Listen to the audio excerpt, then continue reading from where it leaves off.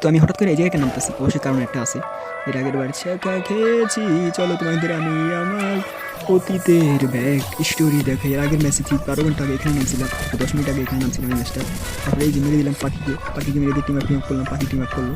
এই যে এখানে পাখি আমার সামনে নামলো, আমি টিম আপ করলো। করে এখানে আমরা আমাদের কিছু পার্সোনাল মিটিং সারার পরে আমরা এখান থেকে ফরজ গোসলের জন্য উঠে গেলাম। তারপরে উঠে গিয়ে আমরা এখানে বুট করলাম। আমি পাখি ডাকি সঙ্গে পাখি এসে একবার তুমি হেল্প করে নাও।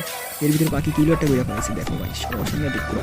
আমি এদিকে ডাকতেছি যে আসলে রেড পয়েন্টে বসে একটা হেল্প বাড়ি নাও। তো এখানে আমি ডাকা ডাকি করতেছি না, আসেন আমি দাঁড়াইলাম, এদিকে আসো। যেই ও আসলো আমি সরে গেলাম, ও সরে যাইতেছিল দেন তারপরে আবার এলো। ওর হওয়ার পরে এখানে ও আরেকটা কী করছে ভাই, সেরকম ভাই আমি ডাক এখানে খেলা বাদ আমি।